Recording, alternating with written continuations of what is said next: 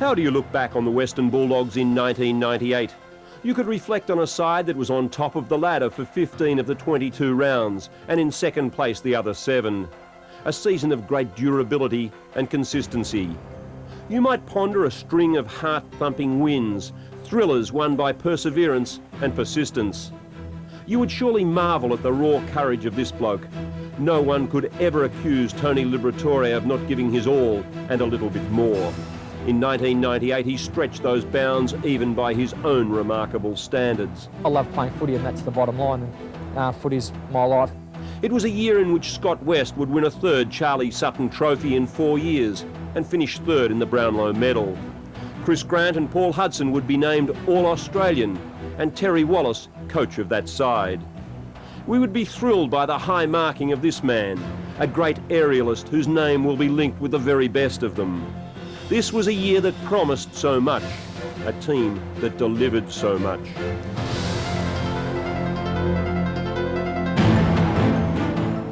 It may not have been spoken, it was certainly in the mind. The memory of the heartbreaking exit from the 1997 finals race, that haunting loss to Adelaide in the preliminary final. The words of the coach.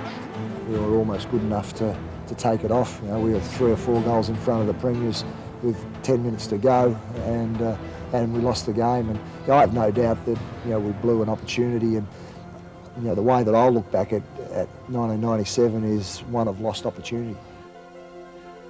This is the story of the Western Bulldogs in 1998, a year in which they again stamped their class on the competition.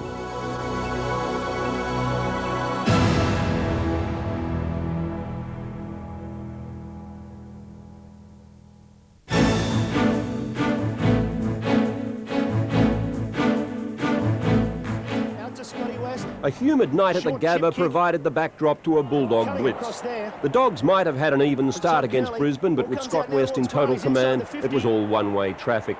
This was the ideal season opener, strong, purposeful football, and it was reflected on the scoreboard. Kicking from just inside 50. The drop punt that sails over the top. Good start. Darcy, Liberatore does the shepherding. Dimatina a chance. Kicks up towards the 50. Where are the high flyers? Look at the hand pass to Scotty West. It's a beauty. Scotty West heads for home, and he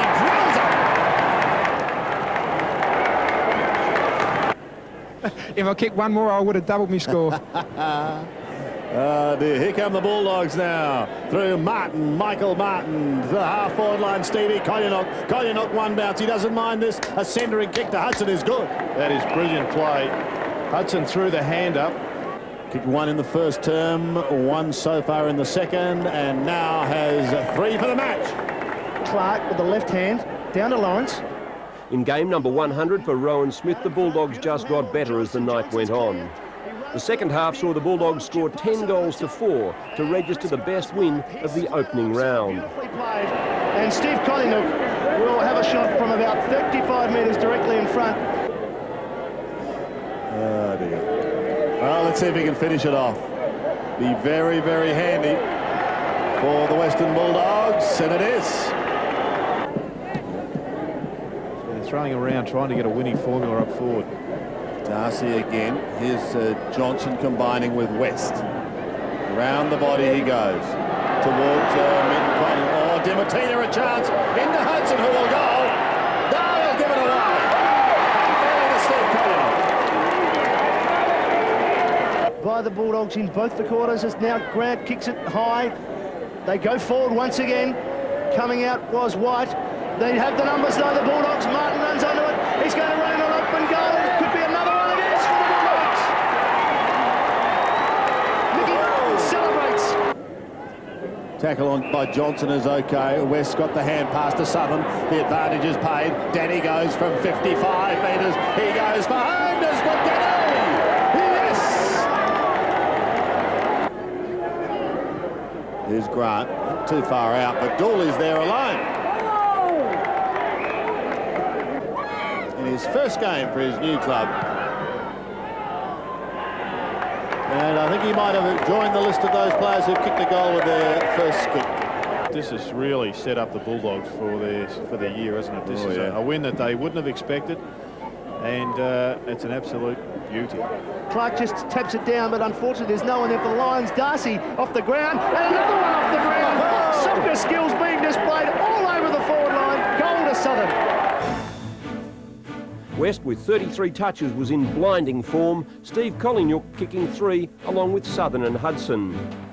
The talking point from the game would not be the ease of the Bulldogs' win, but Tony Liberatore. The Brownlow medalist put under extreme media scrutiny. He would face the tribunal after Brisbane complained about scratches to the face and chest of Steve Lawrence. AFL investigator Rick Lewis was called in, but the tribunal ruled there was no case to answer. Trial by media is bad enough. Conviction by the media is reprehensible. Libba is owed an apology by all of those who accused, convicted and sentenced him before the case was even heard.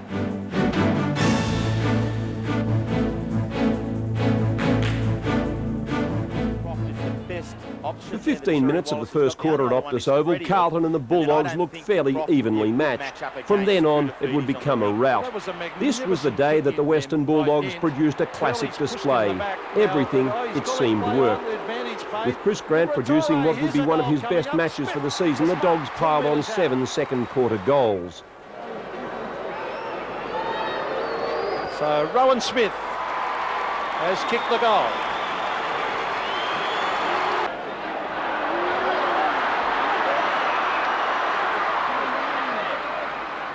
This is Ellis. Oh, beautiful kick to Grant. Well played, Ellis.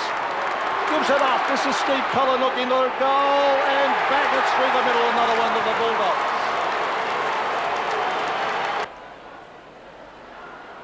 Fires out the hand pass. Cameron. Romero goes for a bit of distance to Grant. Well, Chris Grant has just been sensational. 5 marks in the opening 25 minutes. Hudson, sun in his eyes. Roving Rice. Loses it in the tackle. Johnson. Collignuk. What a great goal!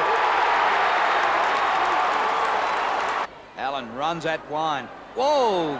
Solid clash by Hogg, but grabbed by Romero round the corner, and Chris Grant takes yet another mark. Taken 6 now. Well, aren't they tall up there? Here's James Cook. 52 metres from goal. What a kick.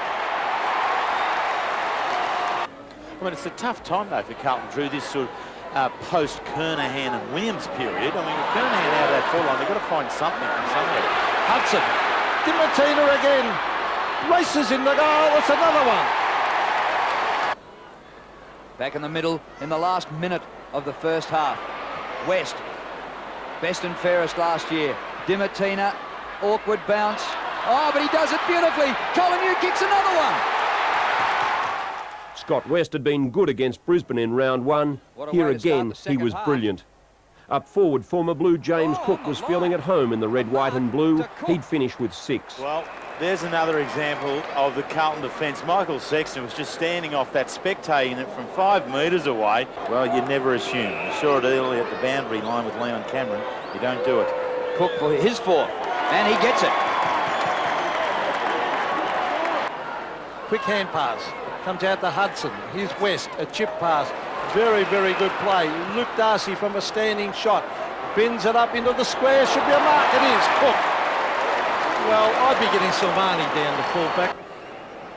James Cook for goal number 5. He's got it. Smith takes it from Johnson.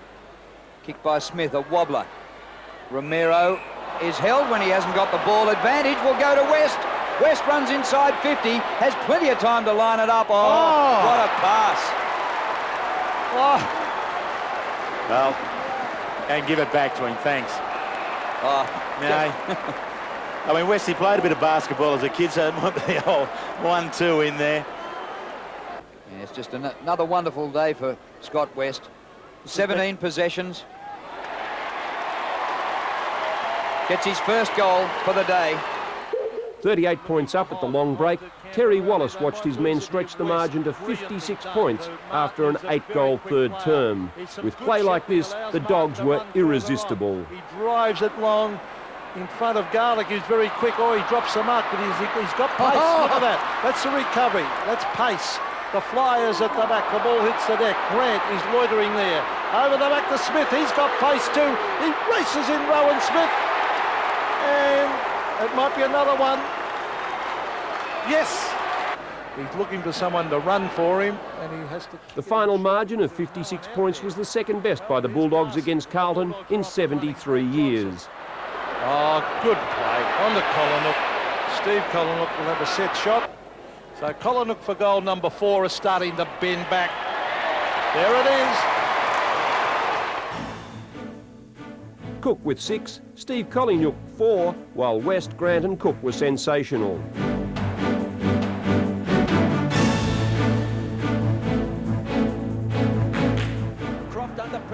In game number 200 for Tony Liberatore, the Western Bulldogs continued their great start to the season. This time it would be Collingwood that would feel the full brunt of the new-look Dogs over the Easter weekend. The first quarter would be even, but the second, all Bulldogs as they piled on 7 goals. Simon Garlick, you are a star! Grant, too much carry on the ball. Collinook has got a chance, should kick a goal, and drills it. They stand their ground, loose ball, Ramiro goes to ground. Scotty Russell rode the bump well. Patterson thought he had to try to snap it on. West with those quick reflexes gets it out to Ramiro, gets it back to Garlick. They've got the runner, Scotty West through the centre of the ground. Here come the Bulldogs. Here's Dent, runs to 50, long bomb on its way. Great kick, great play, Bulldogs. Can't keep a good man down for long. West from Shawball. Once again, Scott West would be in sparkling form. The Bulldog runners, West, Dimatina and Ramiro, cutting Collingwood to ribbons. 2 bounces. Kicks from outside 50. Didn't have a shot at the goal. Southern marks directly in front. Great footy. Missed a goal earlier in the term after spending the first quarter on the bench. He was further out. He's about 20 metres closer in this time. What's he done? It looks okay. Danny Southern kicks it. And there's Leon Cameron, Lee has just spoken about, setting it up. Ramiro to Dent. The loose player's been sent up. The Bulldogs do this well. Paul Hudson, 45 metres out. A goal kicker bangs it through. Reads it best for the Bulldogs. Spears the pass in towards the forward pocket. The mark is taken there by Smith. Looking to get around the man on the mark. Michael in front. And behind the Southern, Garlick's there. Now it's socked through. Who kicked it? It's a goal. Forget the final margin of 34 points. It would be the Bulldogs' inaccuracy rather than Collingwood that led to that imbalance. Rowan Smith was one culprit. He kicked 3 goals for. Steve Collingwood, 1 goal from 4 scoring shots. The Bulldogs by almost 6 goals to make it a 3-0 start and maintain top spot. Smith, the major goal kicker with West best for the 3rd week in a row. We had a real chance in the 3rd quarter to finish the game off, and I was pretty disappointed with our players at 3-quarter time for not doing so. But sometimes you can get a little bit greedy as well. I mean, we've had 40 scoring shots at goal again, and beaten a side that really come out and wanted to show that they wanted to be very, very competitive in the way they went about things. And I thought that we got the result that we come here for.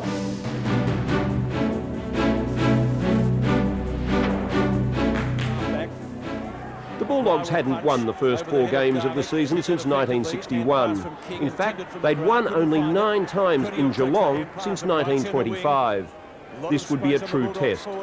Despite a 5-goal opening term, the Dogs would be under pressure. In the ruck, Scotty Wine was putting in a perler. At ground level, they had winners in Brad Johnson and Scott West. Ramiro's kick. Cook flips it on. This should be a goal. Only 5 metres out, and the ball was put through by Johnson for a goal. Keen to make amends for missing that goal. Smith. Simpson cannons into him. Smith gets on his bike pretty quickly. Slight breeze at his back. Down towards full forward, and Hudson has taken the mark. One of 9 players in the Bulldogs lineup today who have played more than 100 games. He kicks, and the goal umpire says full points. And he's back in the action now. Got a tremendous roar of approval Great ovation from the Cat supporters. Kilpatrick forces the ball forward, taken by Curley. The tackler, Kilpatrick Smith, wants to use his pace, feeds it off to Jose Ramiro, runs to 50, now to 40, has a long pot shot at goals. He's got it. The tackler as well. Wine does well, hands and knees back to Scotty West, just outside of 50. Good vision. He was looking for Collingwood. It was a scrappy old kick, but he finds him. Collingwood goes bang and pops it through. Level at half-time, the Dogs skipped clear with 4 goals in the third quarter. Martina in front of Simpson to West. Can the Bulldogs get another one? West straight down the centre to Grant. Good mark! So you get another kick by Chris Grant at round about the 50-metre mark. He's kicked 1 goal, 2 today. And those 2 behind, one of which was a poster. He's now got 2 goals too, Chris Grant. Paul Hudson also kicked 2 goals in the first quarter. It's called to play on. Drills it to Grant. Great hands. He was just fantastic in the third quarter. Chris Grant was reported in the third quarter. Also kicked 2 goals. This is an important kick to put the Bulldogs 14 points in front from 45 metres. Grant, the champ. He's got it. A finalist in 1997, the Cats were unable to find that type of form.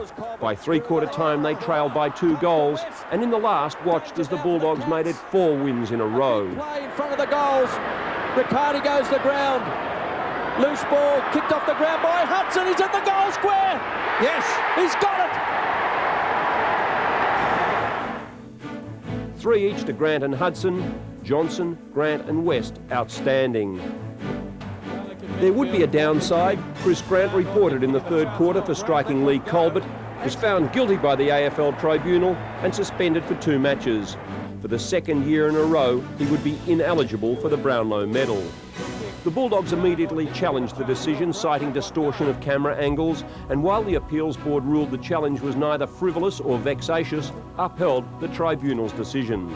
We think that the system of the appeal tribunal that has been put in place has obviously worked.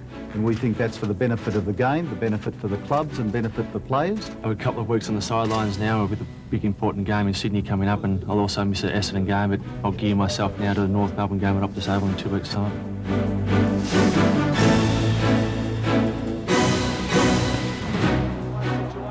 An early blockbuster, the 2 undefeated ladder leaders in action at the Sydney Cricket Ground. For 3 quarters it was a fizzer, the Swans jumping away to an early lead, carrying it into 3-quarter time. It would be during the third term that the Dogs' little champ Tony Liberatore would go down with a knee injury. A tragic sight as he was carried from the ground, clearly distressed. At 32 they said his football career had ended as his cruciate went. They didn't figure on the Brownlow medalists' guts. With Grant missing, the forward line was ordinary, yet in the last quarter they stirred. An 8-goal term proved to be something of an anti-climax, yet it wouldn't be enough. Is it to Hudson? Well, this game is far from over. As Robbo said, kick this and we've got a real match on our hands here. A lot of pressure on a very experienced goal-kicking half-forward type. Leans back, he's got it, I reckon he's second. This is a big finish.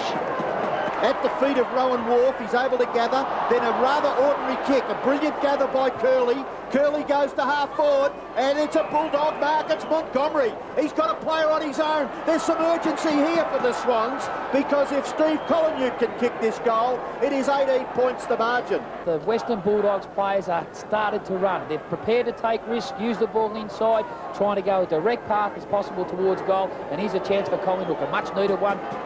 And he's put it through.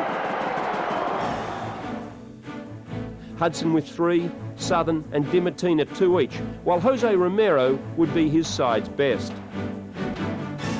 For Tony Liberatore, the battle had just begun. He vowed to come back, and that was enough.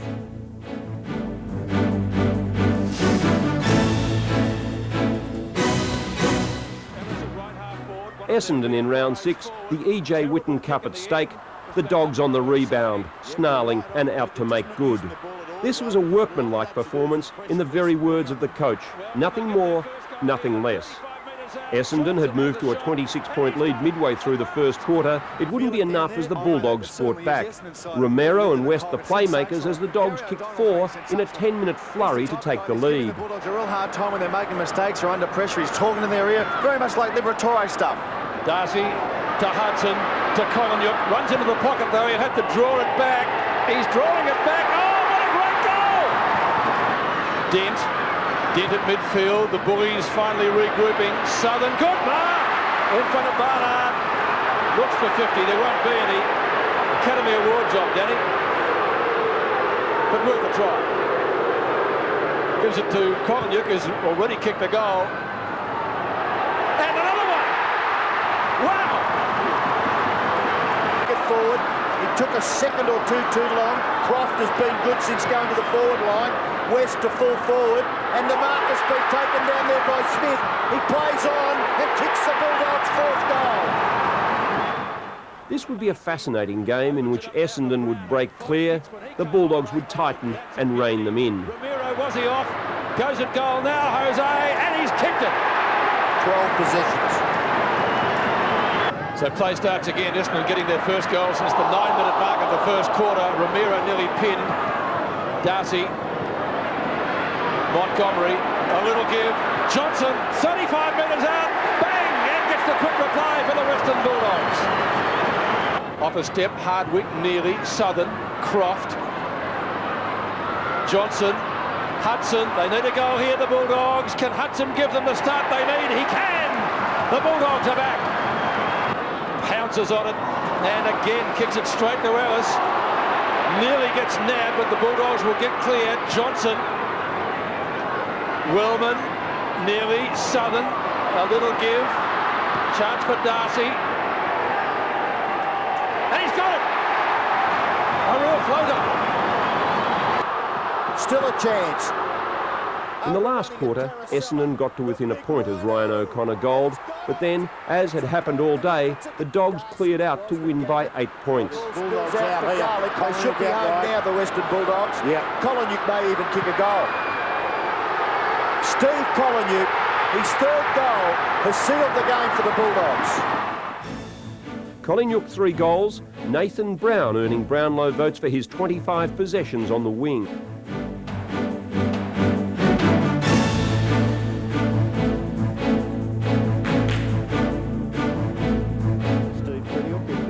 Two of the AFL heavyweights at Optus Oval, the Bulldogs and North Melbourne, on everyone's lips as premiership chances. And this was a game, for the most part, worthy of such expectation.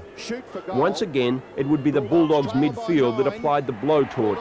Romero and West were under the umpire's eyes all afternoon, and with 64 possessions shared the majority of the ball and ultimately the Brownlow medal votes. Can't control it. Now he can. Quick kick. Romero marks. No one standing the mark. Jose has a shot. Hudson on the line. Or was he over? No, it's a mark. On, you would suggest, a near impossible angle. He runs around, kicks, and just like his dad, he's goal. So from that point of view, North Melbourne very good in the second. There's a blue on the 50-metre line. The players have come together. We can see here, yep. As they're going off the ground, and hopefully this won't get ugly, because unfortunately there's no little bag of leather to chase around and distract their attention. With Grant back, the Dogs looked classy up forward, and by half-time it opened an 11-point lead. North would pile on 5 third-quarter goals. The impetus had surely swung their way. But for the second week in 3, the Dogs would kick 8 last-quarter goals. Unlike the Sydney game, this time it would be enough to swing an 11-point deficit into a quite magnificent win. Kick in, gathered by Grant. Over the top was Hewitt. Croft shrugs the tackle. Nathan Brown. Handball. Hudson. Brown again, unselfishly. And Montgomery will get his third goal now. To Johnson. Bulldogs using the clock very effectively, finishing the better here at Optus Oval. Hudson again, 16 points is still the margin. Southern makes a lead, spent a little bit of time on the bench. Good kick. Yes, well-weighted kick to Chris Grant. He wastes no time. into the goal square. Southern this time. Return, kick and goal. That's it. Thanks for coming. Grant back with 4 goals. Scott West picking up his 3rd Brownlow 3 voter in 7 games. We're at round 7 at the moment. We don't even look that far. All we're doing at this particular stage of the year is just... There goes the sponsor. Looking at winning... Happened last time. Sorry. Is that you? No, is that you, Mark? Don't bloody kill us. Broken. No, we're going broke. Bloody wise, come on. Come on. So, take 2. Yeah, no, look, from our point of view, I mean, a good win. I think both sides particularly sort of said that they were going to set themselves for this game. North had made that public that they really wanted this as a big match, and we were the same. I mean, we considered it an 8-point game. I think probably 3 or 4 times a year you have what are 8-point matches, where you get the 4 points that you get, the 4 obviously that the opposition don't. And it was one of those big days at the office, which was fairly tight for most of the game. Just watching them sing the song after the game, there's a lot of passion there. Like it did come from the heart. Oh, yeah, well, there's a lot of spirit here. We've had a team, probably or a club that's been down for a long time, and we've spoken about wanting to create a bit of our own history around the place, and I think the guys are fairly passionate about trying to sort of really do that.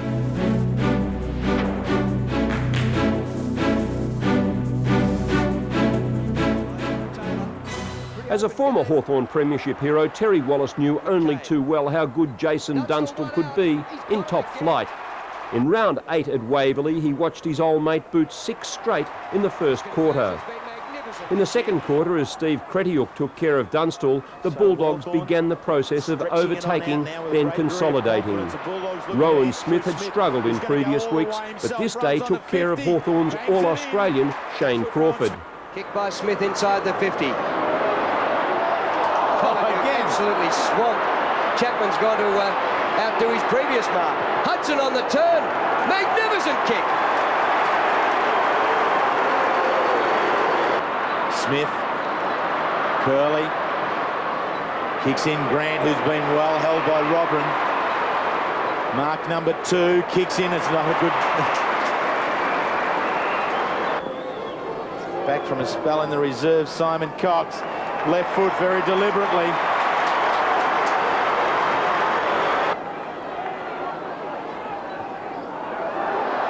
Danger. Montgomery, there is no one between Montgomery and the goals. How many bounces do you want to have, son? Have 3, have 4, kick the goal. She's an all-the-way one. After leading by 11 points at half-time, the Dogs would receive great support from Chris Grant, who would take 14 marks. He'd been quiet early, in fact subdued by Jonathan Robran. It would be a quite different story after the break. What a goal! Half forward Darcy. It bounces favourably for him. He takes it. Now he's got Garlick. Garlick's away. Crawford's running him down. Quick enough is Garlick. Gets the kick in. Grant! From pretty much exactly the same position. It's one part of Grant's game that has really improved over the last 5 years. Is this set shot for goal. Look at it. Right through the middle. Wine too had been beaten in the first half. He would take charge and eliminate the danger man, Paul Salmon. He won't be happy, and he ain't. Wine gives it off. Montgomery on the burst. Kicks to 30 metres out. Thank you very much, Nathan Brown. Nathan Brown, he's got a couple up his sleeve. Gee, that's a good left foot kick. Keeps it alive, does it well. Kapler, want to come back to the left, tries to do that, can't beat the Curly tackle, and away goes Smith. Watch him go. Danny Southern thrashed Nick Holland, and the 34,000 saw the Bulldogs forwards produce in bursts. 5 goals up at three-quarter time, they would kick another 5 in the last quarter to win by 40 points. Darcy centres the ball to Leon Cameron. He might ping another one. Beautiful kick!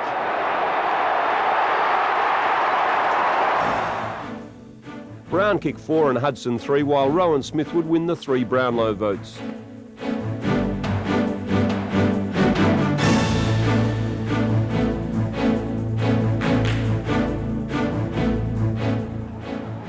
On top of the ladder and faced with another visit to Arctic Park on a bitterly cold day and a confrontation with the Tigers.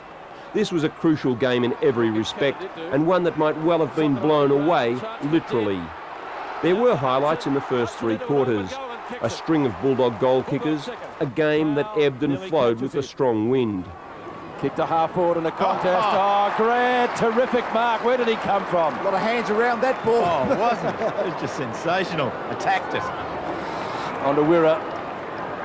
So Brad Wirra, well, better known in defence, but having a shot at goal. Let's see how he kicks it. From 52 metres. Not bad. Oh, kick a beauty. Great goal. Scotty Turner. Real good old-fashioned defender. Gives away nothing. Ramiro, after a missed mark. Ramiro charges in. Mongrel punt off the boot and kicks a goal. Bulldogs in front. Umpire Darren Goldsmith right there to adjudicate a non-mark to Grant. Wine puts it out. Johnson runs in. Long the ground. Gets the goal. Bulldogs continually get numbers back.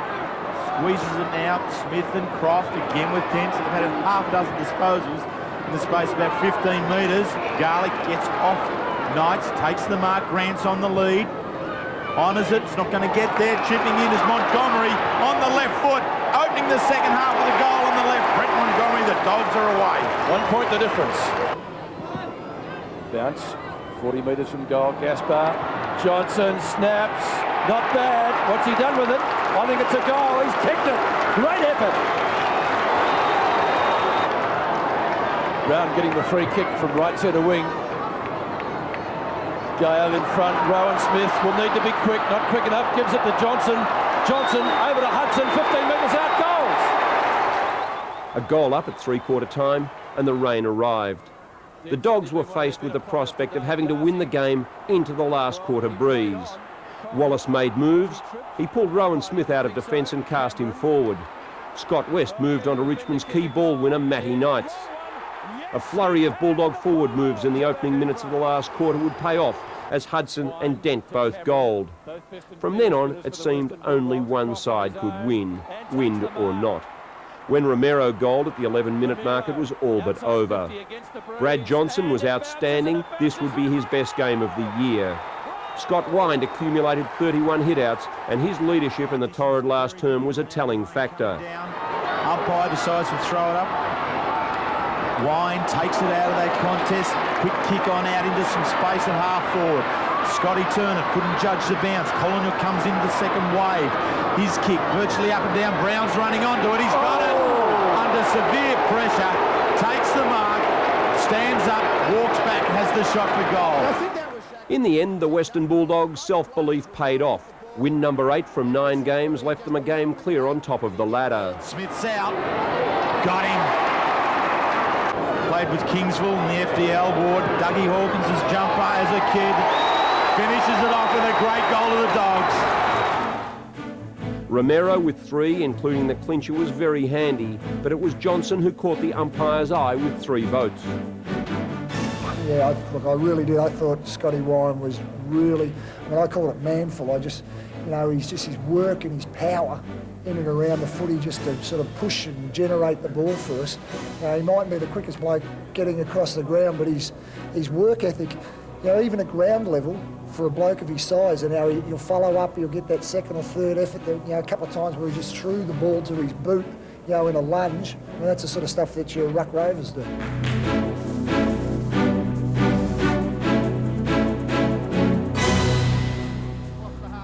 Has there been a more bizarre match than this? It was the night that the Bulldogs blew the Eagles off the park at the Wacker. The night they booted 8 first-quarter goals to 0. An evening in which Jose Romero and Scott West had the ball on a string early. The Bulldogs have got the first goal of the evening. Good tackle there by Conyell. Lucky the Bulldogs didn't get a free kick, in my opinion. They're a chance here, though. Brilliant tap. Hudson just about put this down. He is exemplary from that area.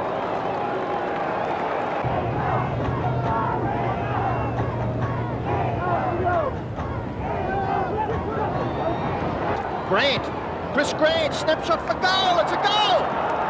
Magnificent goal by Grant, their third. Garlick from the centre. Short kick, Hudson. The handball's been very good to West. West to Darcy on a long lead here. He's a left footer. Ball will know that. Still Darcy about 30 metres out. Ramiro having a wonderful opening turn. This will top it off and he's going to kick it. Oh, wonderful play. And that short kick has been well marked by Montgomery. Looking to give it off, but then kicks to the danger area right in front of the goal square. Chance for Hudson. Snapshot by Hudson. He's kicked another one. He's second. They just know where each other are at the moment. It's like they're in seekers, and it's beautiful to watch. Smith's kick wide to Hudson, who's got 2 first quarter goals here.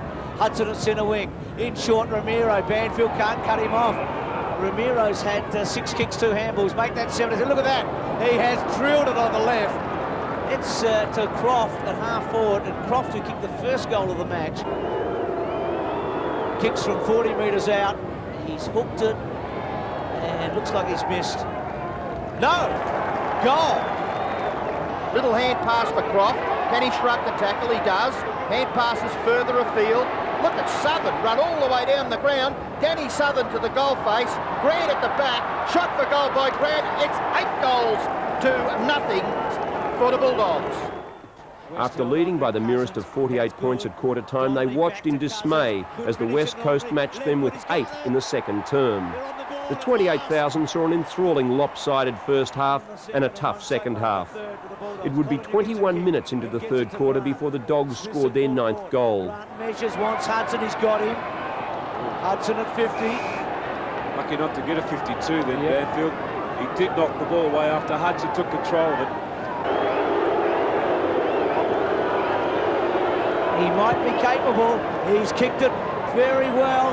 It's floating there. It might be through. He might have got it. He has. Kicked by Powell, Garlick and Kemp. Ramiro's got hold of it. The Doggies are coming back. West inside to Johnson. Can go all the way. He's very quick. He's a good finisher. He's going to kick a goal. It's there. It's another one now. They're coming back. Hudson would kick 5, taking his tally after 10 goals to a respectable 28. Grant too would be a key contributor with 3. While the Eagles would kick 8 goals for the entire second half, the Bulldogs could manage only 7, and they would go down by 13 points. Their second loss for the season, both on the road interstate. He gets back around Glenn Jakovic and then kicks high and very long and accurately. It's a goal to the Bulldogs. Hudson the standout with 5 goals in one of his best performances for the season. We were 8 goals in front of Port Adelaide last year and lost a game very similar to that. So, I mean, you know, it's disappointing to have that happen to us 2 years running under that sort of situation. But, you know, it was one that was there. You know, 8 goals to zip up at quarter time, and we let it go, and they turned it around. I mean, I think it's probably fair to sort of say that, you know, a lot of the West Coast season was on the line at that particular point. And we know that they're a courageous side, and they stood up and stood tall.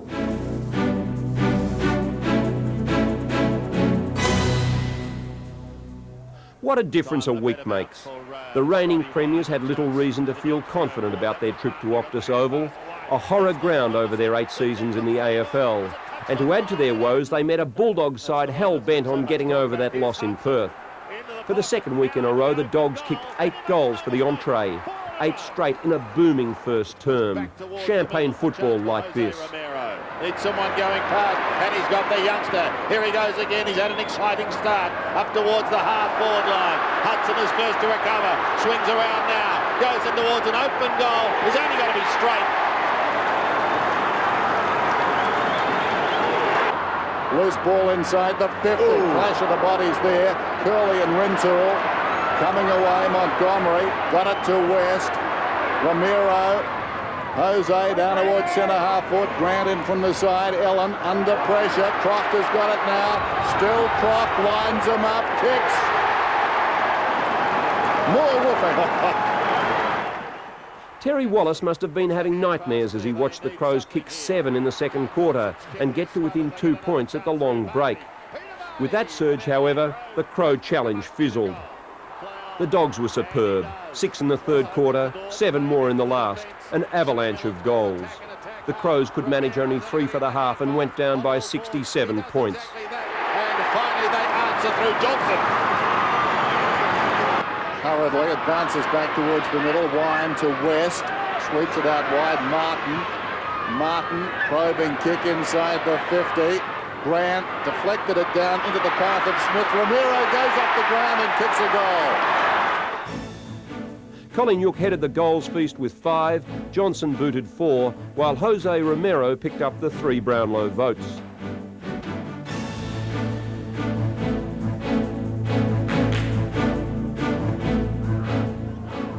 This should have been another hiding, another percentage booster for the Dogs. Fremantle at Optus Oval. Wallace could not have been disappointed with the start his team produced. Wingman turned forward, Rowan Smith would boot 5 goals. His opening just terrific. Slickly away to Garlick. Good pressure from the Dockers, but eventually they break the shackles. Collinook down towards half forward. Croft has it. Running past is Smith, sold into trouble. Got by McGovern though. Got by Norrish. Beautiful finish, his second goal.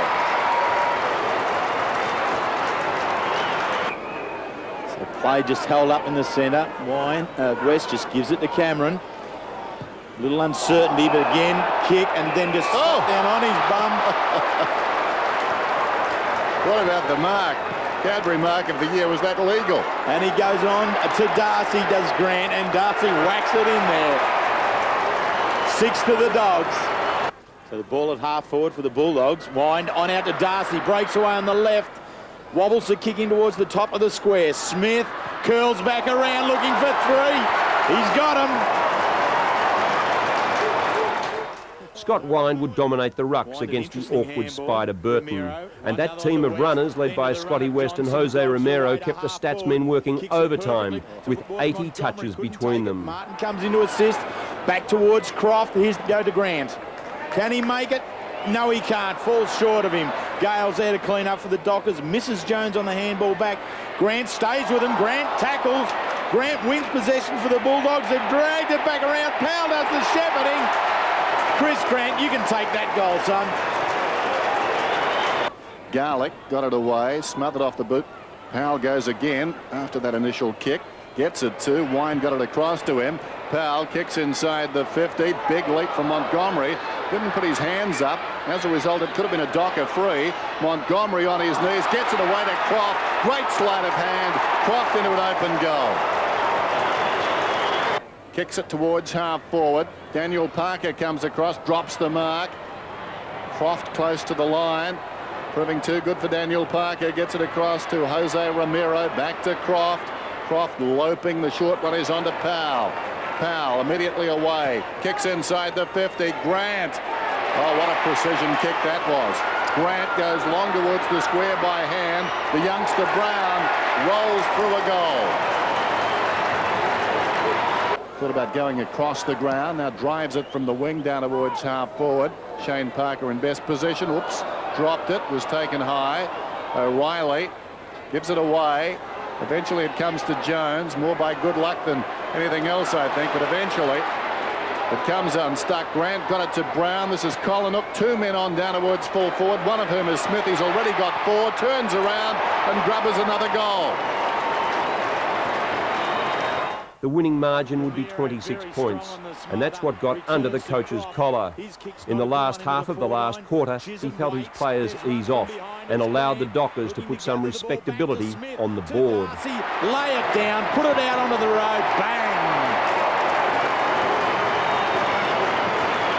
What a jostling out there. Toya missed it. Montgomery back onto it. Well played. Montgomery settles, pulls it back towards the middle. The mark is held by Smith. Away he goes. Smith just inside the centre square, probing kick. Hudson almost the clever mark. Couldn't rake it in. After it goes Jones. Off the ground by Hudson. They've got another one. Smith terrific, Grant having a hand in another 5 or 6, and Croft a standout at centre half forward. Not taking anything away at all from Fremantle, but I'm sure that we had some complacency late in the game. Guys just not wanting to pick up their direct opponents, not play the structure and style that we had sort of planned on playing prior to the game.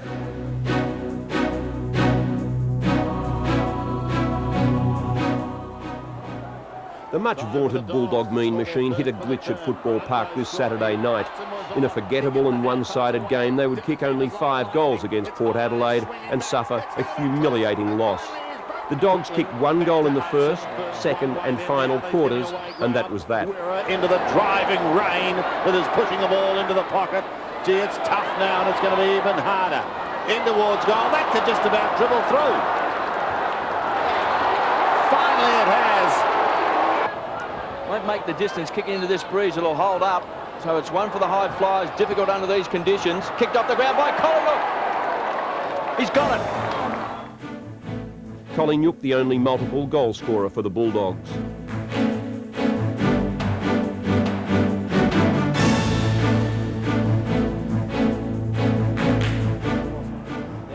It was billed the Winter Grand Final, and nearly 49,000 turned up at Waverley to watch the two top teams battle for top spot on the AFL ladder. St Kilda, the losing 1997 grand finalists, were pumped. 11 scoring shots in the first quarter gave them the opportunity to put the seal on the game.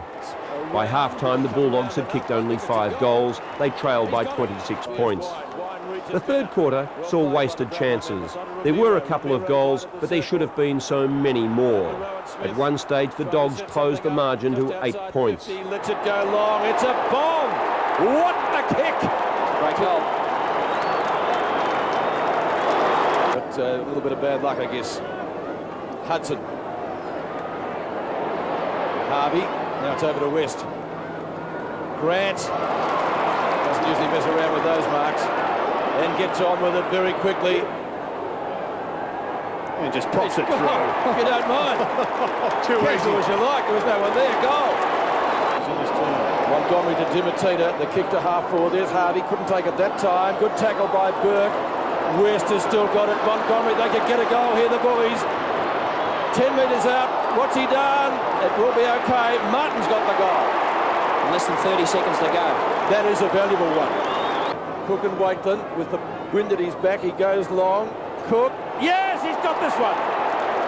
Surely he will have a shot here. Kicks a goal. Handy one to start the quarter. Too far out to score, although with the breeze, it's around Darryl Wakeland. On to Smith. Now this guy could just about go. Jones has nearly got him. Was that enough to put him off the kick? It's Cook, yes! The Bulldogs look a different side with Rowan Smith attacking, kicking the ball inside the forward 50. He's got the goal, it's his third. But Gerard, you actually intimated that earlier in the quarter, in the third quarter. Harvey to Zula. With Lowe taking 19 marks and Harvey gathering 34 possessions, St Kilda had its 2 best big guns blazing. There would be 3 Western Bulldog goals in the last quarter. They wouldn't be enough. Neither is accuracy. Cook with 3, the major goal scorer. Grant the best for the Dogs in a 15-point loss.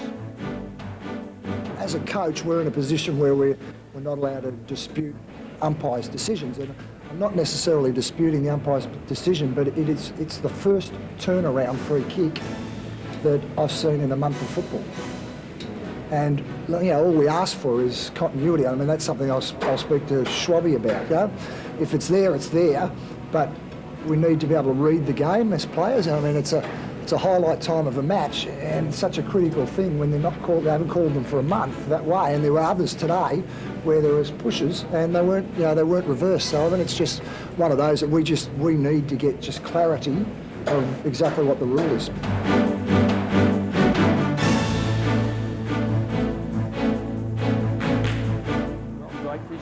There was a certain amount of deja vu as the Dogs faced Melbourne at Optus on the first Saturday in July. Just as they'd done mid-season 97, the Dogs were in a slump. Off 2 straight losses and facing the Demons, who were fresh from a triumphant visit to the West Coast, the danger bells were sounding. With 6 goals to three-quarter time, the Dogs trailed by 7 points. It was looking ugly. Across the half-forward line, important possession here, punched away by Dent, rebounds into the arms of Garlick now, snapshot for goal by Garlick, looks pretty good, the Bullies have got their third. Plays on quickly to Luke Darcy, who just stabs the ball up towards the half-forward line. The Dogs' forward line had depended on Chris Grant, a solo effort. In the last quarter, Wallace swung Croft and Montgomery into attack. It was a smart move, a match-winning decision in fact. 6 goals 6 in the last quarter turned the game. It would stop the rot and put the Dogs back into top position. The Bulldogs trail by 8 points. Cook on the lead. Martin kicks the ball long. High flyer. He's got it. Montgomery. And this to get the Bulldogs within 2 points. Montgomery on a tight angle. 40 metres out. He's got it. Uze's kick in. The ball spills to the back. It'll be gathered here by Curley, who's been pretty good. Short kick. Footscray mark. Oh, well done by Luke Darcy. Got in the road there and allowed Garlick to take it. It's going to be a dog mark. Kick the goal to bring the Dogs back to within reach here. Can he kick the goal to put Bulldogs in front? He has. Bulldogs lead by 7 points. They trailed by 17 at one stage in the third quarter. Good kick by Johnson. It's a Footscray mark. Yep. He's kicked the goal. Leon Chelly's done a pretty good job on him all day. Rigoni's also had a crack at different stages. The high fly at the back of the pack. Montgomery's booted a couple of goals inside 50. Runs to 30. This to win the game. Kicks a goal. Handball, indiscriminate. Chopped off by West. Brad Johnson will cap off a magnificent game here, won't he? Brad Johnson, BOG, goal. Just under a minute of play left, so you wouldn't think they could score 2 goals to win the game. Young Bradley against Luke Darcy. It's out towards centre wing. Brown. West has had a very quiet game. Bending it back to the half-forward line. Grant almost a mark, just couldn't quite grab it. Back it comes to Brown, who bends it back towards Cook, who's had a shocker. Back towards the Montgomery. Look at Grant, hooking it around the body. Fantastic snap. Goal to the champ.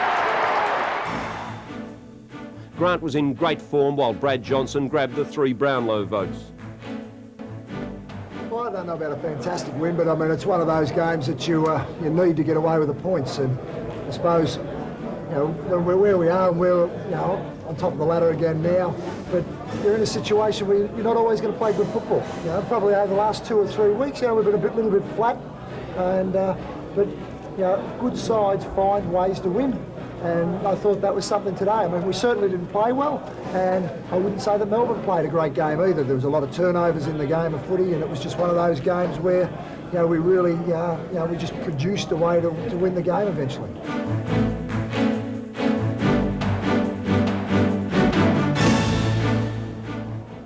One astonishing quarter.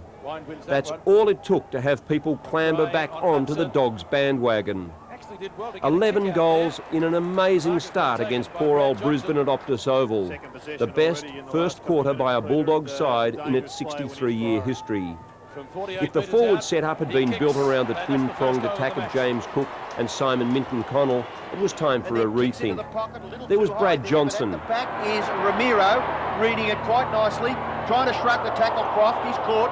Ramiro over the top was hard. Some good close-in stuff here. Now Wirra for the Bulldogs, kicks towards full forward. Champion, he's under a lot of pressure. Croft applied it. Johnson, his second shot at goal. Brad Johnson, from one step, he's kicked his second.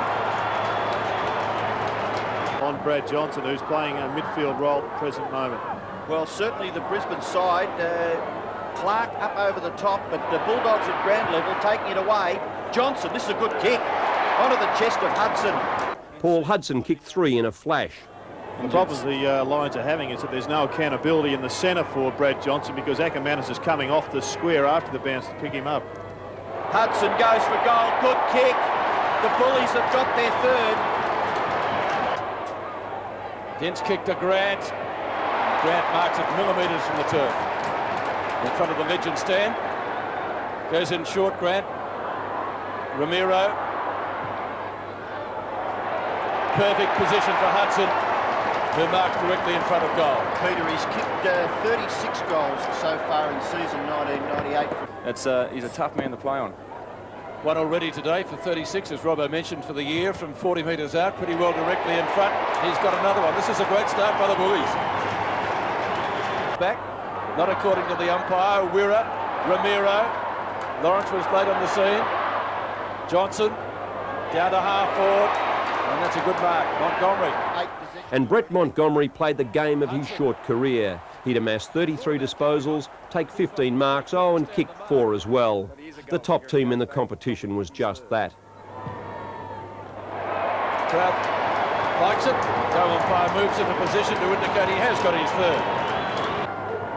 Well, I suppose when you kick the goal, there's no argument, is there? He's kicked 3, Brad Johnson has kicked 2, and the Bulldogs have kicked 5. Kicked forward again by Dimatina. That awkward bouncing ball. Cook, snapshot, miraculous goal by James Cook. That's when you know you're in trouble when they start floating through. Against Justin Leppich, he pushed his opponent into the square. So the Bullies come forward again. Another big mark it'll be Montgomery. You know. And is that 6 marks for the game?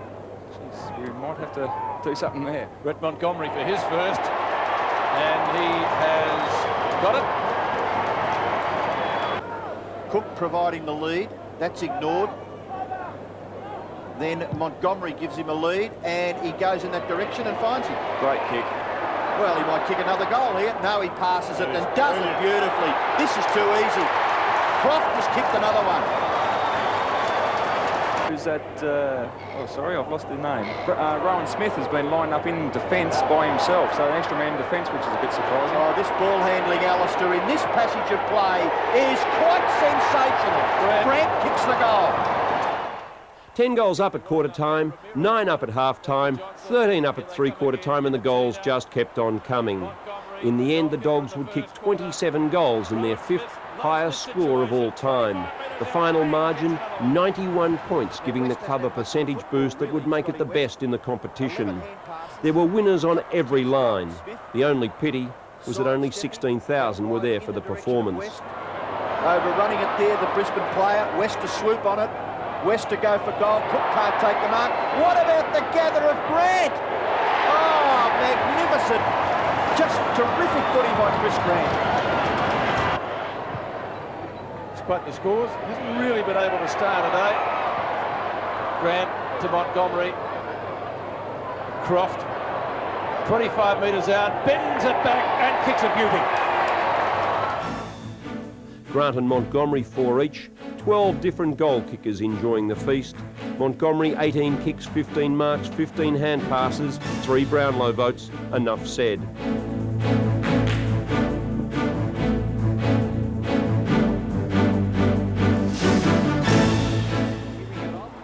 1 week later, back to earth with a thud on the same ground.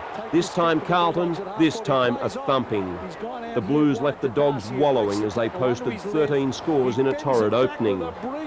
There would be an 11-goal quarter. This time the Bulldogs would be on the receiving end. Sure, they kicked 6 in a second quarter that stretched some 39 minutes, 46 seconds, but the points were adding against them. Just virtually having no one in your forward line. Well, it's going to get harder and harder to be a forward. That's kicked by Curley off the ground for a goal. Brilliant goal. Well, Murphy with a booming kick to half. Well, there's Dent, who we said was on his own, who he couldn't quite mark. Whitnell did well. Sexton knocks it on. He was looking for Camporelli. Still a chance, though, because this is Aaron Hamill. It sits for him. Kicks. Oh, great goal by Hamill. 35 metres around from the Bulldogs goal. Allen caught at the back, tried to flick it with the right hand, socket off the ground by Johnson. Curley to Montgomery. Here's a goal coming up. Yes, good play. Well, it's brought in by Rice towards the centre of the ground. Free kick against DeIlio. Yeah, it wasn't call that, wasn't it? DeIlio was up high towards the mark. This is Chris Grant's 4th free kick. He's only had 5 kicks, 4 of them are frees. Well, Savani putting some pressure on there, trying to get 50 here, but it's not 50. Well, the Bulldogs need a goal, and this is their wingman, Brad Johnson, putting it up high. I think he's kicked this, and boy, did they need it. Wine can give it back to Cameron. He's got Croft wide. Croft has got it. He can play on all. No, Carlton have got them covered everywhere. He's looking for a short option. Now he's forced to go long. He's looking for Chris Grant. Oh, that is a brilliant mark. Oh, that is a top quality mark. Now, Chris Grant, he has really muscled up. Oh, that is a nice looking kick. It's a goal. This would be the Dogs' 5th defeat of the season. They would have 29 goals kicked against them and be defeated by 80 points in a sensational result for the Blues. Reaching, this is Hudson about. He's got a hand pass, this Hudson. No, he kicks, and he may have goal. I think he has. Hudson kicking 3 of the Dogs' 15 goals, while West and Grant were the best of a sorry lot. Well, I'd suggest that it would not make us premiership favourites. I think that we really have prided ourselves since the inception of the Western Bulldogs of being competitive every time we go out into the ground. I mean, you don't win all games, but certainly the competitiveness that you present as a team is what's all important. And the disappointing thing for me was that we asked the question of our supporters to come and fill the stand here and pay their dollars to come in and see, and then we presented that type of game for our supporters. It was very disappointing.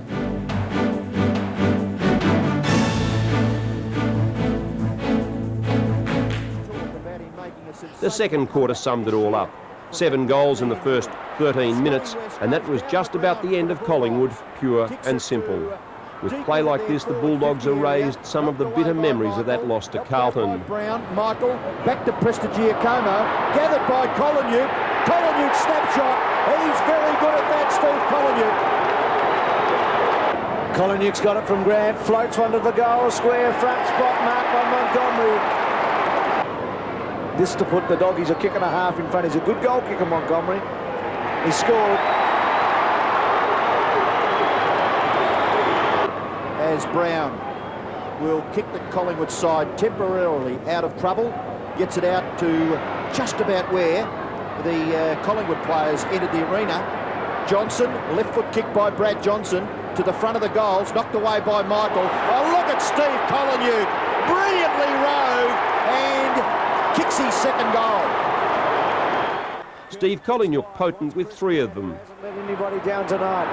What a good player he is. Taken by Lane, who's been busy and quick as he centres the ball. Burns. Dogs with numbers though. Handball by Powell to the space. Johnson's onto it. This is an easy goal. He has got it. Another one. Ramiro's kick. Quickly to half forward. Contest provided by Lane. Collingwood has a look. Kicks across the line beautifully. There was some danger there, but Scotty West kept his eye on the ball. And Steve Collingwood's played a magnificent last 10 minutes of this match. Well, probably hasn't kicked a lot of goals, Scotty West, but he looks as though he might have kicked one here. But this has got the early signs of being an annihilation. Shawbull's kick only as far as Collingwood. Left foot by Collingwood across the face. Another one. His 3rd for the quarter. Right to Rocker was the finish there. It was spectacular, but Wild and Marnie at half-back were the blokes that kept them in there, weren't they? Ramiro, Collingwood having a night out to Cameron, to full forward. It's a 5-goal game. Bouncing ball, Montgomery, Taylor, Tyson Lane's kicked the goal. As Dwayne Russell wrote in the Sunday Age, Wallace used a ruckman in Scotty Wind, a centre-half forward in Chris Grant, and 16 midfielders to tear the heart out of Collingwood. At full forward, Tyson Lane, in only his 17th senior game, kicked 4 goals, the Dogs by 7. Michael to himself, and then he kicks it as far as he possibly can. And it lands close to the wing, and the player at the back is Wirra. He's been tidy, very efficient. Prestigiacomo back onto the ground, but the Bulldogs get the ball towards half-forward. Cox again, tackled by King. Spillage out to Ramiro, handball good to Powell. Back to Grant. Grant to the goal front, at the back. Lane again. Has he kept the ball in? He has, according to the boundary umpire. And have a look at Stephen Collingwood. What a goal! He goes back to try and collect his thoughts. Collingwood and Brown kick forward for the Bulldogs, and Johnson will just go in and quite easily kick his third goal. Right on the siren. That is full time. Brad Johnson's third goal. Collingwood and Lane sharing the spoils with Johnson's 28 possessions a telling factor. Scotty Wind would take the Brownlow votes. When I've had a look at people's reactions to who are the best ruckmen in the competition, I quite get surprised at times that people might pick 2 or 3 and Windy's sometimes left out of that. He is the most influential player to this club, and that's bar none. I mean, you've got your great players, obviously, like Chris Grant and Scotty West in and around the action, but, Windy just stands up tall. I mean, he is the leading hard ball getter in the whole competition. At 6'7", I mean, that's a fantastic performance.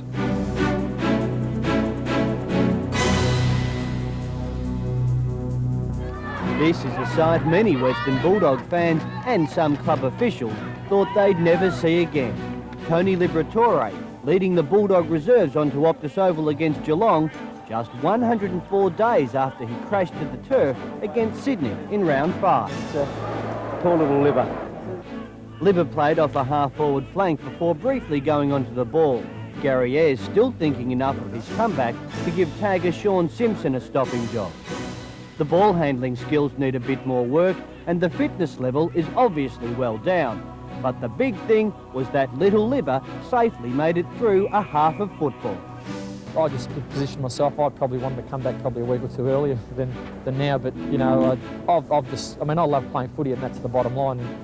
Footy's my life, and if I can get a part of the senior selection, that'd be great. So, but I've got a lot of work to do. What do the doctors say? Yeah, well, they're pretty happy with it. So I wanted to play more than half today, but they only let me play half. So that was it. His usual in and at 'em terrier style was replaced by a skirt the packs whippet game, but the Bulldog was still full of bark.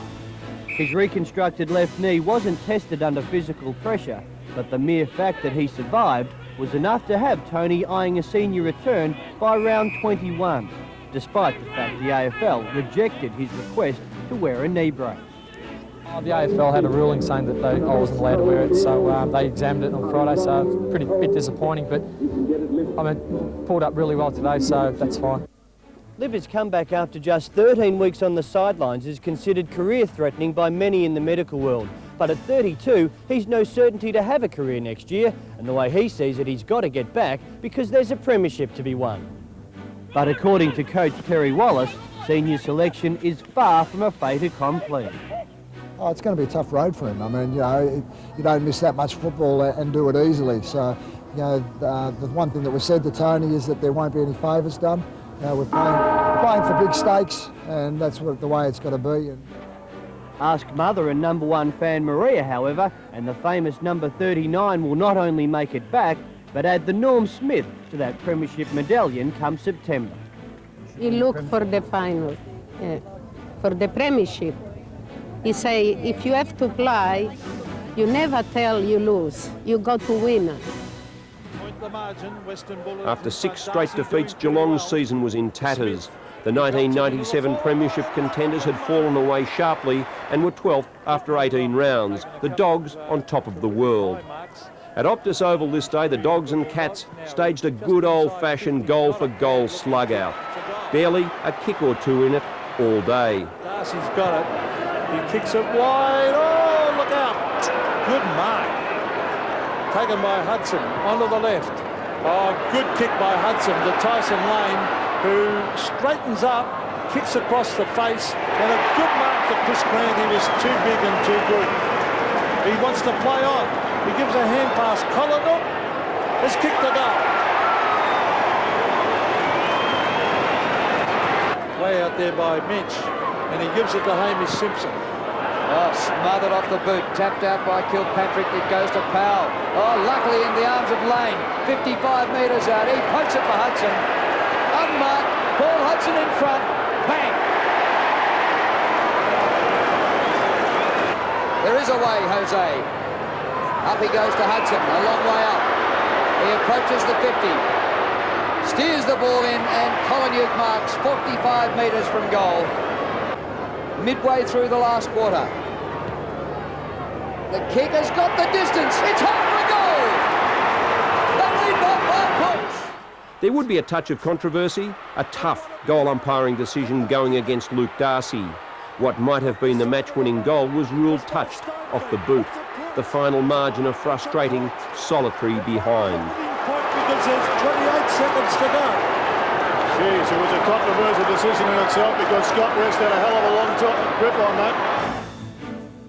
Hudson with 4 goals, Scotty West best of field.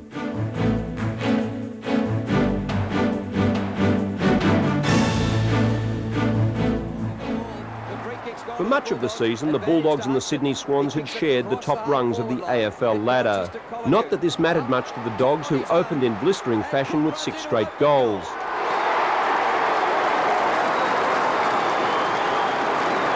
I thought his answer might have been, well, to take the emphasis away from his side.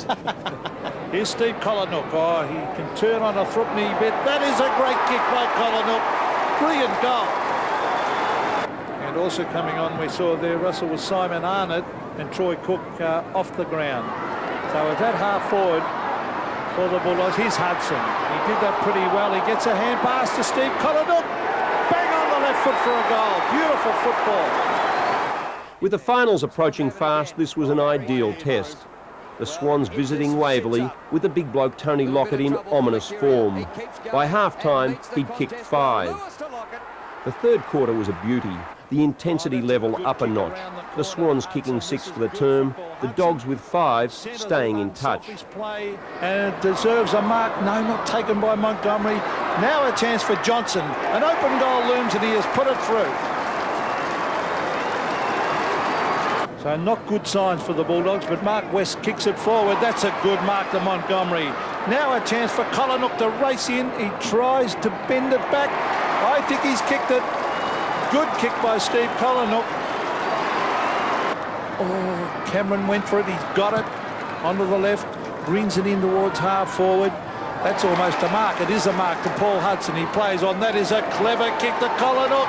Oh, he couldn't run on with it because he slipped. But good play, Paul Hudson. As Pete called, Collinnock fell at the critical stage. Well, he's kicked 3, Terry, and he has... Oh, it starts to swing back. And this is a goal, I would think, for his 4th. Yes. In the last quarter, Scott Wine began to dominate at the centre bounces. Scott West picked up his tempo, and up front, Paul Hudson was in fine form. Chris Grant shrugged off Troy Luff. He'd take 6 vital marks in the last quarter as the Bulldogs slowly overtook the visitors. With 3.5 minutes to go, it would be Hudson who helped his side move ahead. The Dogs by 2 points. And he finds Grant. And a nice mark, Chris Grant.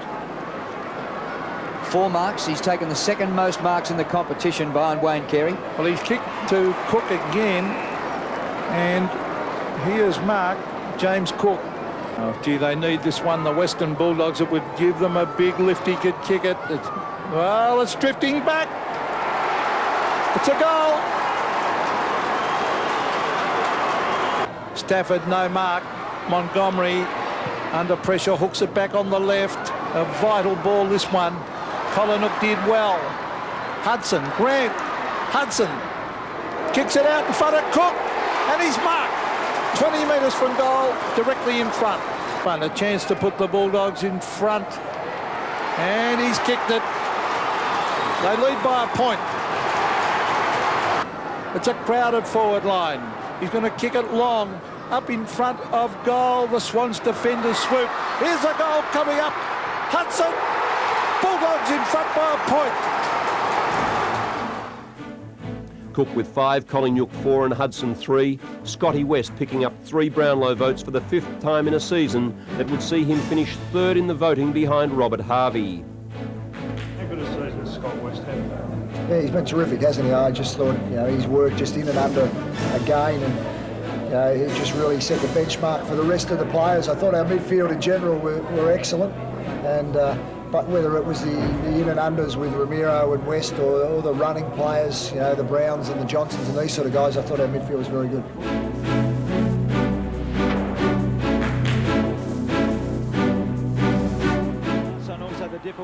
At stake this night, a guaranteed top two finish, and with it the perks and lurks that come by finishing in the upper echelon. The only obstacle, Essendon. For the third week in a row, the Dogs would face a nail-biter, a good old-fashioned football thriller, this time at the MCG under lights in front of 67,000 fans. The front spot, Hardwick at the back. Grant read it well, hooks the ball back, hooks it back close. The umpire waits. I think he's got the first goal. He's got it. And the Bulldogs making a change. Crediock's now gone on to Hurd and Dent's gone out to Matthew Lloyd. Chance to get a goal here. Montgomery over the top. Martin from about 40 metres. Good kick by Mickey Martin. And the Bulldogs have got their second. Scotty West played that pretty well. He's had a big year, hasn't he? They're often not paid, Robbo, because the umpires are told if the player contributes to the illegal contact, then it normally wouldn't be paid. Wine to Smith. Smith's a long kick off one step. It's going and going and going. It's gone all the way. That was equally as good as James Hurd's kick. There's been a few changes, mate. Cameron's come off the ground as well, and Garlick's gone on. West gets the kick out to centre half forward, so the Bombers into the breeze lead.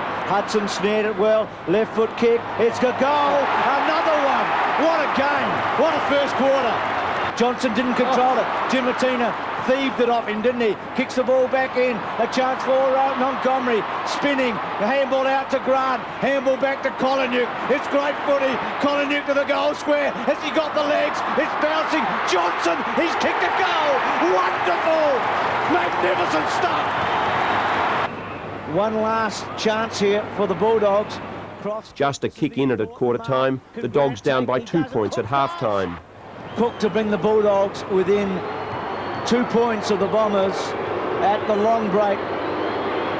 Cook lines them up and he's kicked it on half time. The third term was the turning point of the game, and how the Dogs would have liked to capitalise on the dominance in midfield that Scott Ryan had established. The ball would go inside their forward 50 25 times. The result, a paltry 4 goals 11. And kicks the goal. Is it a free kick? It's a goal anyway to Koliniuk. But on the mark is Jason Johnson. Rowan Smith and Brad Johnson kept up the charge in the last quarter. At one stage, the Dogs led by 27 points. Sheedy's Bombers fought back, and it wasn't until Grant found Cook from a free that the matter was settled. The Dogs by 11 points. By the time he kicks this, there'll be less than a minute left in the game. The player on the mark is 53 metres from goal. He goes short, looks for and finds Cook. Cook going for goal number 4. Cook kicks and Cook goals. Great kick. Cook 4 but Wind outstanding. He'd take the 3 votes for the third time for the season.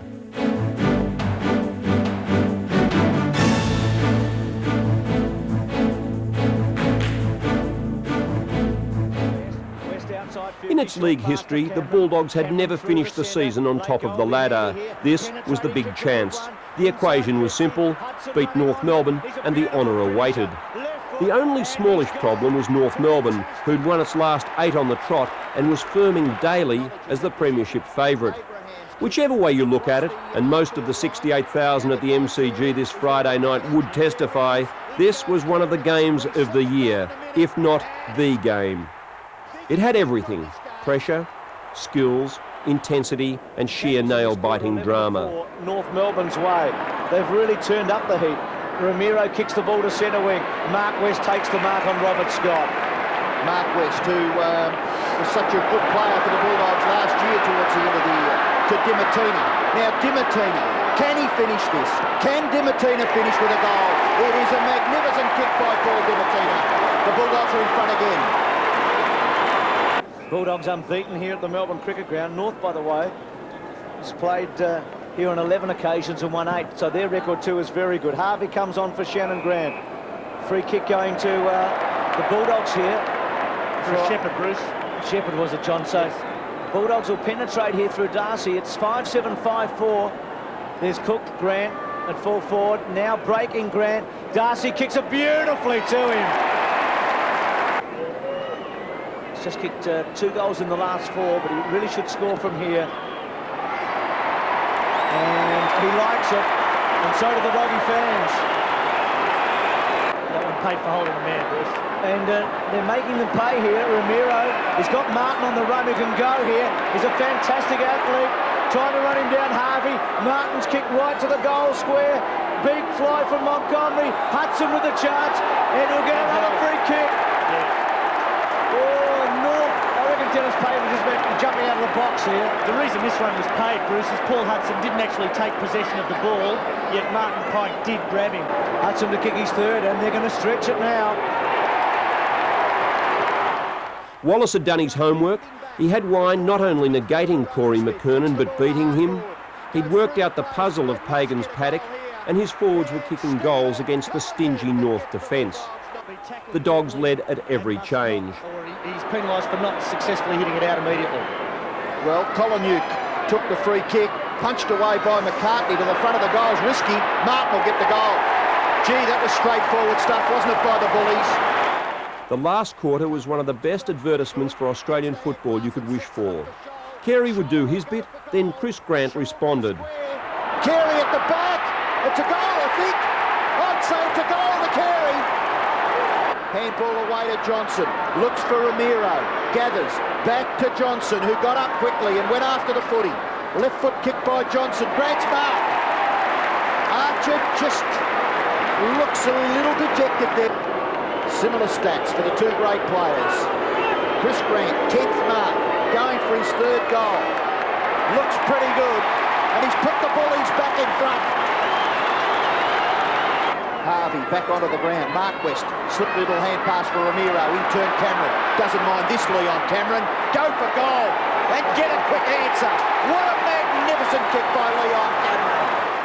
The final throw of the dice came when James Cook flattened Robert Scott, got himself reported, gave away 50 and a goal.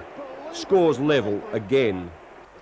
A 7th for the term to North and it was all over, the Roos by 5 points. The Bulldogs would finish the season in second place. Vernon's got it, no. Play on, taken by Harvey. Kick the goal. Harvey's kicked the goal. Grant was stunning. Hudson with 4 took his tally for the home and away season to 54 goals. Paul Hudson, look, he's a quality player. Before the game, I mentioned to Paul that I specifically got Hutto to this club for the fact of these type of games.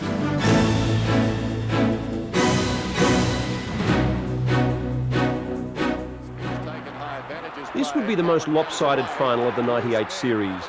The injury-depleted West Coast Eagles just no match for the supercharged Bulldogs in their first finals meeting. While Wallace and his coaching staff had spent a week trying to downplay the Eagles' problems, the players saw straight to the heart of the matter. In an impressive opening, they'd set up a most convincing victory. How did that happen?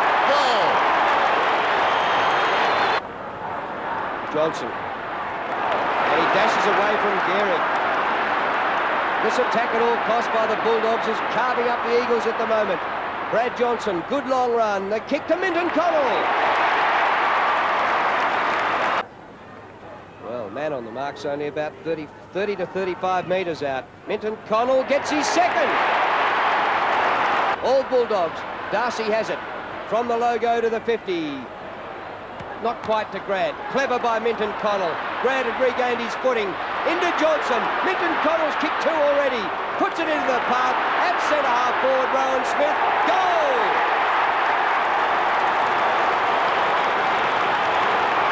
So those missing, the West Coast Eagles, something of a who's who as far as their list is concerned. Over the ball, Johnson. Kolonyuk pulls it right across the ground. Curley tracking it out towards right half forward, stops, confronted by Kemp, got past him, he'll kick this.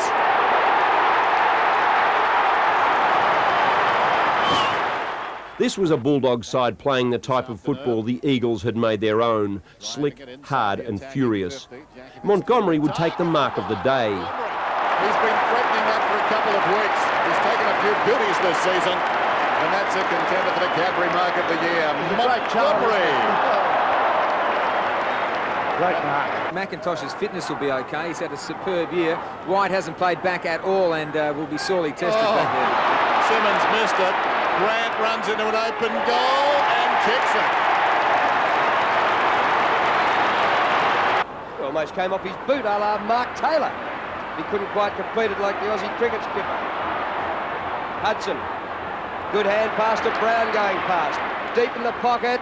Grant. Good mark. So this time it's not distance his problem, it's accuracy. He's going for his third this quarter. Oh, it looks good. How about that?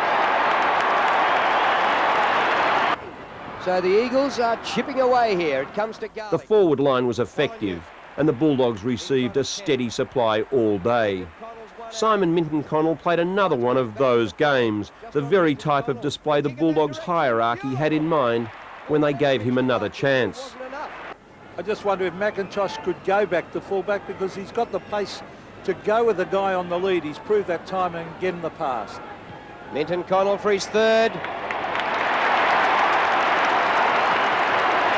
Over the shoulder, Brown leads in the race, feeds it back, nicely done. Wirra hurriedly floats it down towards the attacking 50. Down went Reid. Over the top was Collingwood, arriving quickly as Grant, pinned against the line, looks back towards the middle, now goes towards the kick-off line. He assessed it brilliantly.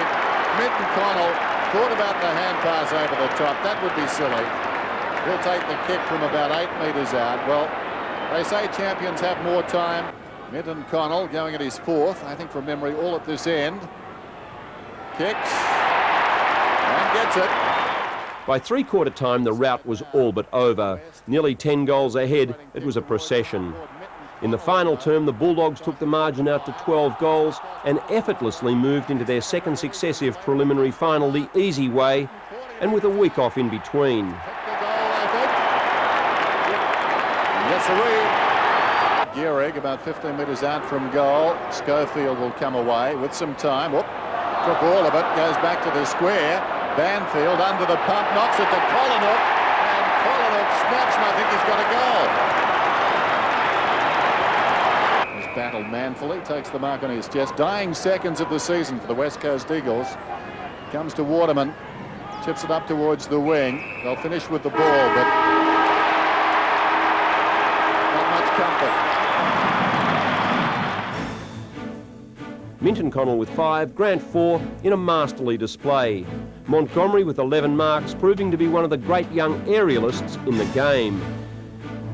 Oh, look, I think that we've probably had 3 or 4 fairly tough games where there was very little in the end result, probably over the last month. So a game like that I don't think will do us any harm. In having the match-hardened games, we've been through all that process. So, I think that, the result was pretty good for us. I must admit, look, I was extremely concerned all week. It has been probably one of the harder weeks for me as a coach, just purely and simply because of that. I think that everyone had promoted the fact that it was going to be a one-sided game. The West Coast Eagles have been notorious for performing very well at finals level, and it was a real concern for us to just make sure that we were right on our mettle.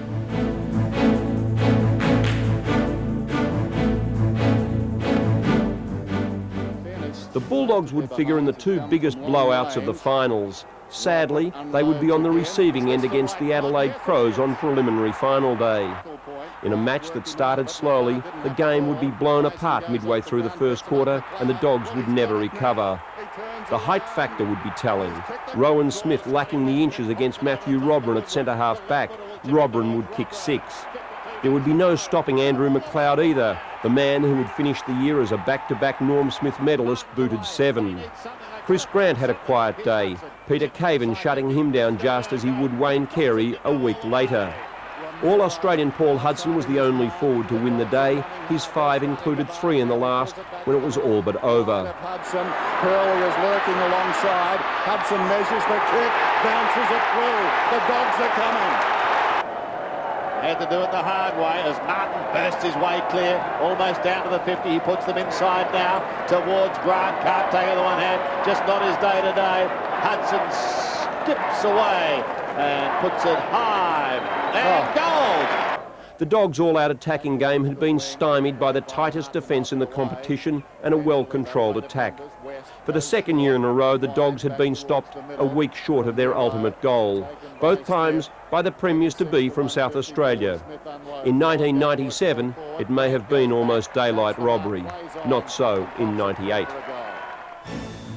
Hudson 5, Smith and Johnson 2 each. Scott West, once again, the best player for the Dogs.